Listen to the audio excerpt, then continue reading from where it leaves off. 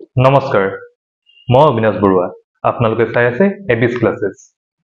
আমি ইতিমধ্যেই DDO সকলক যি DSC ৰেজিষ্ট্ৰেশ্যন কৰিব দিছে আৰু বিল ছাবমিট কৰাৰ যি নতুন প্ৰচেছ ষ্টাৰ্ট হৈছে ডিজিটেল ছিগনেচাৰ কৰি সেই প্ৰচেছটোৰ বিষয়ে কথা পাতি আছোঁ। ইতিমধ্যে ইয়াৰ এটা ভিডিঅ' আমি অলৰেডি আপলোড কৰিছোঁ আৰু যদি সেই ভিডিঅ'টো আপোনালোকে চোৱা নাই ওপৰৰ আই বটনত দিয়া আছে, আপোনালোকে চাই ল'ব পাৰিব। সেই ভিডিঅ'টো আছিলে আমি কেনেকৈ DSCটো ৰেজিষ্টাৰ কৰিম, আপোনাৰ কম্পিউটাৰত কি কি ছফ্টৱেৰ ইনষ্টল কৰিব লাগিব, তাৰপিছত finassam কেনেকৈ ৰেজিষ্টাৰ কৰিব, এই সকলো প্ৰচেছ তাত দিয়া আছে। আজি আমি কথা পাতিম এই DSCটো ব্যৱহাৰ কৰি কেনেকৈ বিলত আমি সাইন কৰিব পাৰোঁ। ইতিমধ্যে আগৰ ভিডিঅ'টোৱে যথেষ্ট সঁহাৰি লাভ কৰিছে, তাতেও বহুতৰ কুৱেৰি আছিলে কেনেকৈ আমি সাইন কৰিব পাৰিম দেখুৱাব লাগে।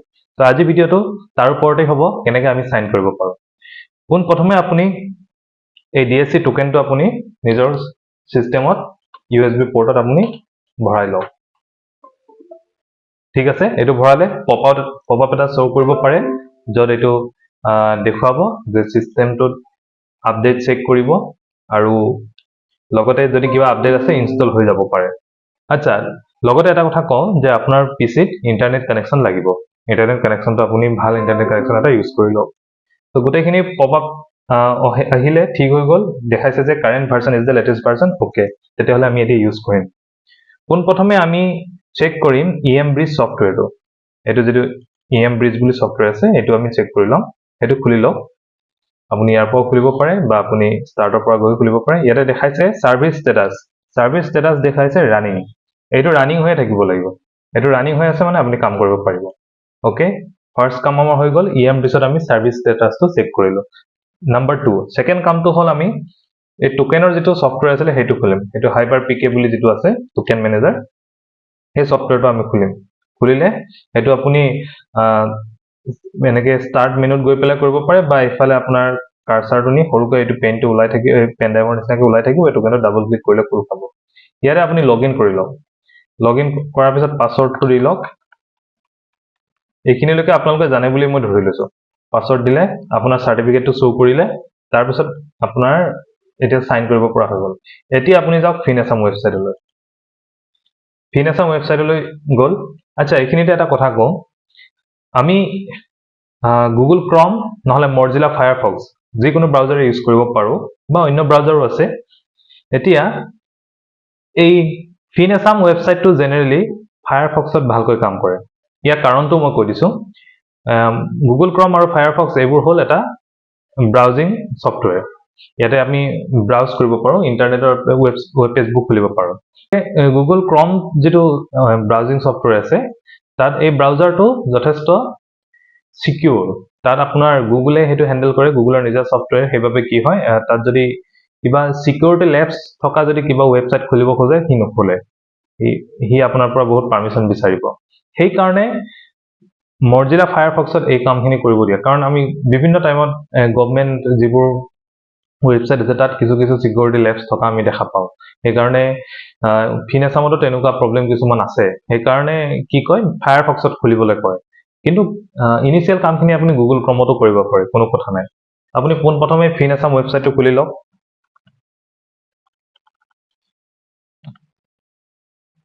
তাৰপিছত আপুনি লগ ইন কৰি লওক। লগ ইন হৈ লওক, আপোনাৰ ইউজাৰ লগ ইন কৰি লওক। তাৰপিছতে আপুনি চেক কৰিব আপোনাৰ DSC ৰেজিষ্ট্ৰেশ্যন ডিজিটেল ছিগনেচাৰ এই যে চুকত আছে, এইটো ছিগনেচাৰটো ক্লিক কৰক। এইটো আপোনাৰ ঠিকে কাম কৰি আছে নাই। এইটোত আপুনি চাব টোকেন ষ্টেটাছটো অথেণ্টিকেটেড বুলি দেখুৱাব লাগিব। অথেণ্টিকেটেড যদি হোৱা নাই তেতিয়াহ'লে আপুনি কাম কৰিব নোৱাৰিব, অথেণ্টিকেট হ'ব লাগিব। এতিয়া অথেণ্টিকেট যদি হোৱা নাই কি কৰিব, অথেণ্টিকেট যদি হোৱা নাই আপুনি ৰখিব লাগিব। যদি তাৰ পিছতো হোৱা নাই তেতিয়াহ'লে আপুনি এটা টোকেন ৰেজ কৰি দিব DSCৰ পৰা, বা আপুনি ইয়াতে এটা হেল্পলাইন নাম্বাৰ আছে তাতো আপুনি কল কৰিব পাৰে। এইটো হ'ল মজিলা ফায়াৰফক্স, এইটো ব্ৰাউজাৰ, আৰু এইটো হ'ল গুগল ক্ৰম ব্ৰাউজাৰ। মজিলা ফায়াৰফক্সত যদি খুলি যদি মই দেখাওঁ একেই দেখিব, বাকী কামখিনি একেই, ব্ৰাউজাৰৰ লগত কোনো কথা নাই। কিন্তু এইটো ৱেবছাইট ইয়াতে বেছি ভাল কাম কৰে। ইয়াতে দেখিছে এইটো 180010211821, এইটো আছে ইয়াৰ হেল্পলাইন নাম্বাৰ। এই নাম্বাৰটোত কল কৰি আপুনি কিবা অসুবিধা পালে এই নাম্বাৰটোত কল কৰিব। ইয়াতে এই হেল্পলাইন নাম্বাৰটোত আপোনাক দুটা অপশ্যন দিব। ফাৰ্ষ্ট অপশ্যনটো হ'ল ডিজিটেল ছিগনেচাৰ সম্বন্ধীয় যদি কিবা প্ৰব্লেম আছে, ধৰা হওক আপোনাৰ অথেণ্টিকেট হোৱা নাই, ধৰা হওক আপোনাৰ ডিজিটেল ছিগনেচাৰটোৱে কাম কৰা নাই, ক'ৰবাত কিবা মিচিং হৈ আছে, মই এনেকুৱা দুটামান প্ৰব্লেম পাইছিলোঁ, এনেকৈ মই সলভ কৰিছোঁ। গতিকে সেইখিনি যদি প্ৰব্লেম হৈ আছে, আপুনি এই নাম্বাৰটো 1ত তাৰপিছত চিলেক্ট কৰিব লাগিব, তাৰপিছত সেইখিনি কথা পাতিব পাৰিব। আনহাতে যদি ফিনাছামৰ অন্যান্য কিবা প্ৰব্লেম আছে, তেতিয়াহ'লে 2 চিলেক্ট কৰিব লাগিব।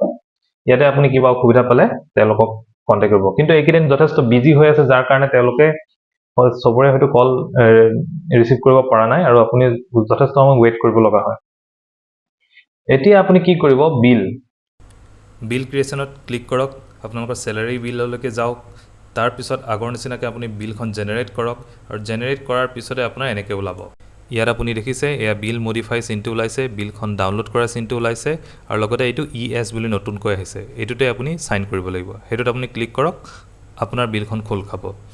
এই বিলখন আপুনি দেখিছে তলৰ ফালে যাব, য'ত DDO চাইন লাগে তাত দেখিব, আৰু একেবাৰে তলত আপুনি দেখিছে ইয়াতে পেজ নাম্বাৰটো ওলাইছে। আপুনি য'ত ক্লিক কৰিব তাৰ পেজ নাম্বাৰটো ইয়াত শ্ব' কৰিব, লগতে যি ঠাইত ক্লিক কৰিব তাৰ লোকেশ্যনটো ইয়াতে X1 Y1 X2 Y2 ইয়াতে শ্ব' কৰিব। আপুনি য'ত ছিগনেচাৰ লাগে তাত DDO ছিগনেচাৰৰ ঠাইত আপুনি ক্লিক কৰি লওক, আৰু ক্লিক কৰাৰ লগে লগে আপোনাৰ তলত লোকেশ্যনটো চেঞ্জ হোৱা আপুনি দেখা পাব। মই এতিয়া ছিগনেচাৰটো কৰাটো দেখাইছোঁ।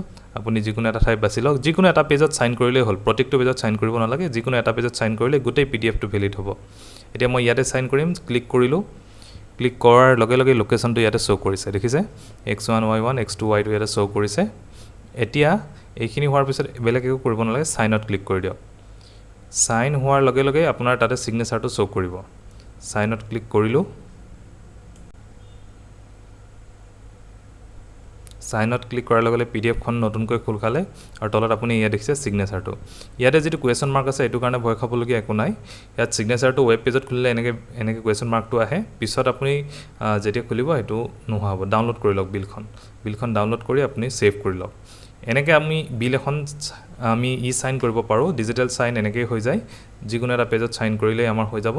এতিয়া আহিব চাইন যিহেতু হৈ গ'ল, এইটো কাটি দিব পাৰোঁ আমি এতিয়া কাটি দিয়াৰ পিছত আমি নতুনকৈ দেখিম, এতিয়াহে ছাবমিট বটনটো ওলাব। ইয়াতে দেখিছে, এতিয়া আপোনাৰ আহিলে এই এছটো যে আহিছে, এতিয়াহে ছাবমিট কৰিব পাৰিব। এতিয়া আপুনি ট্ৰেজাৰীলৈ এইখন ছাবমিট হ'ব। ইয়াৰ আগতে পোনপটীয়াকৈ ছাবমিট হৈছিলে, কিন্তু আজিকালি এই চাইন কৰাৰ পিছতে ছাবমিট হয়। এতিয়া আপুনি বিলখন ছাবমিট কৰি দিয়ক, আৰু এনেকৈ আপোনাৰ বিলখন ট্ৰেজাৰীলৈ ছাবমিট হৈ যাব। এয়াই হৈছে এই ডিজিটেল চাইন কৰি ছাবমিট কৰাৰ প্ৰচেছটো। ঠিক আছে, এইটো মই গুগল ক্ৰমত দেখাইছোঁ। এতিয়া মই অন্য এটা আপোনালোকক পাৰ্ট দেখুৱাব লৈছোঁ। ইয়াৰ মই আন এখন বিল দেখুৱাম। ছাবমিট হৈ যোৱাৰ লগে লগে এই বিলৰ ষ্টেটাছটো এতিয়া চেঞ্জ হ'ব লাগে। এবাৰ ৰিফ্ৰেছ কৰি দিছোঁ। ইয়াত দেখিছে বিল ছাবমিটেড টু ট্ৰেজাৰী ইয়াতে আহি গ'ল, অৰ্থাৎ বিলখন ছাবমিট হৈ গ'ল। এতিয়া মই অন্য এখন বিল দেখুৱাইছোঁ। এইখন বিল যেতিয়া মই চাইন কৰিব যাওঁ, ইয়াতে মই অন্য এটা প্ৰব্লেম পাওঁ। প্ৰথমতে বিলখন আমি প্ৰগ্ৰেছিভ এক্সপেণ্ডিচাৰ দিয়াৰ পিছত জেনেৰেট কৰি ল'লোঁ, বিলখন ডাউনলোড হৈ যাব। এতিয়া চাইন কৰিম। এতিয়া ইয়াতে আপুনি এটা প্ৰব্লেম দেখা পাব। সেই প্ৰব্লেমটোহে মই আপোনালোকক দেখুৱাব লৈছোঁ। মই আধাৰ পুট কৰিলোঁ। যেতিয়া মই এনেকৈ চাইন কৰিব যাওঁ তেতিয়া দেখিছে এনেকৈ দেখুৱাইছে এতিয়ালৈকে ছাকচেছ হোৱা নাই, কিছু সময় ৰখিব লাগিব। চাইন কৰাৰ লোকেশ্যনটো মই চিলেক্ট কৰি ল'লোঁ। চাইনত ক্লিক কৰাৰ লগে লগে দেখিছে ইউজ ফায়াৰফক্স ফৰ ছিগনেচাৰ, ইয়াতে এইটো অপশ্যন আহি গ'ল। এতিয়া মই এইটো ছেকেণ্ড বিলখন মোৰ ক্ৰমত নহ'ল, প্ৰথমখন হৈ গ'ল, ছেকেণ্ডখন নহ'ল। এইটো চাইন কৰিলে ফায়াৰফক্স ইউজ কৰিবলৈ কয়, ফায়াৰফক্স ব্ৰাউজাৰ। সেইকাৰণে মই প্ৰথমতে আপোনালোকক ফায়াৰফক্স ব্ৰাউজাৰৰ কথা কৈ লৈছিলোঁ। এতিয়া মই ফায়াৰফক্স ব্ৰাউজাৰনো কেনেকৈ কৰে সেইটো দেখুওৱা হওক। প্ৰথমবাৰৰ বাবে যেতিয়া খুলিব ফায়াৰফক্স ব্ৰাউজাৰটো কিছুমান অপশ্যন আহে, সেইটো এয়া মই ফায়াৰফক্স ব্ৰাউজাৰটো খুলি লৈছোঁ।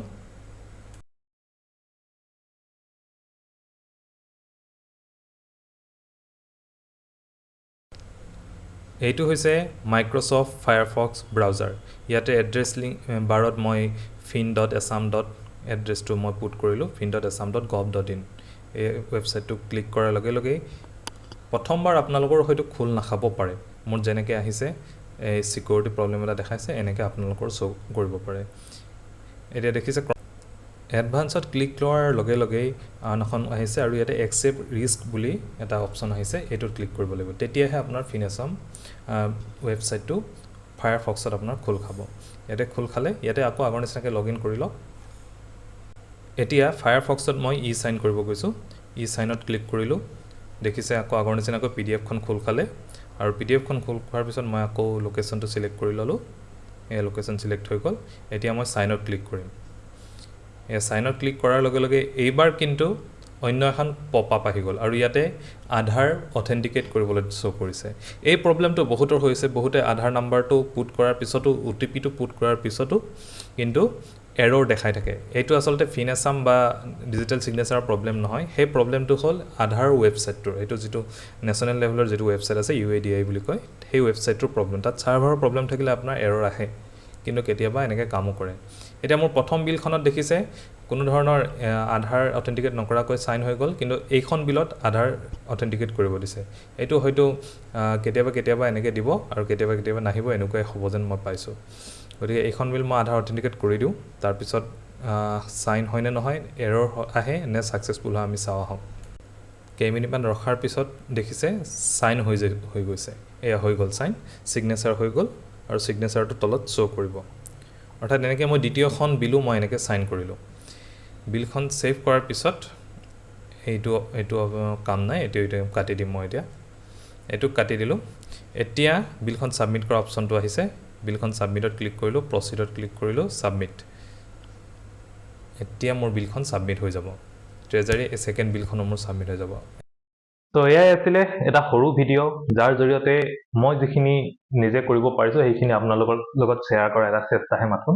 আপোনালোক সকলোৱে নিজেই গুণী জ্ঞানী ব্যক্তি, গতিকে আপোনালোকক অকণমান কিবা সহায় কৰিবৰ কাৰণেহে এই ভিডিঅ'টো প্ৰস্তুত কৰিছোঁ, যদি কাৰোবাৰ কিবা অসুবিধা হৈছে। তো আশা কৰিছোঁ ভিডিঅ'টো আপোনালোকক উপকৃত কৰিছে, আৰু যদি ভাল পাইছে এটা লাইক দিব, আপোনালোকৰ মতামতসমূহ কমেণ্টত জনাব, আৰু এই ভিডিঅ'টো আনলৈ শ্বেয়াৰ কৰিবলৈ যাতে নাপাহৰে, কাৰণ আন কিছু ব্যক্তিয়ে হয়তো এনেকুৱা এটা ভিডিঅ'ই তেওঁলোকেও ৰখি আছে। গতিকে কেনে পালে ভিডিঅ'টো জনাব, আৰু লগ পাম নেক্সট ভিডিঅ'ত। এবিছ ক্লাছেছ চেনেলটো পাৰিলে ছাবস্ক্ৰাইব কৰি দিব। ধন্যবাদ, লগ পাম আকৌ।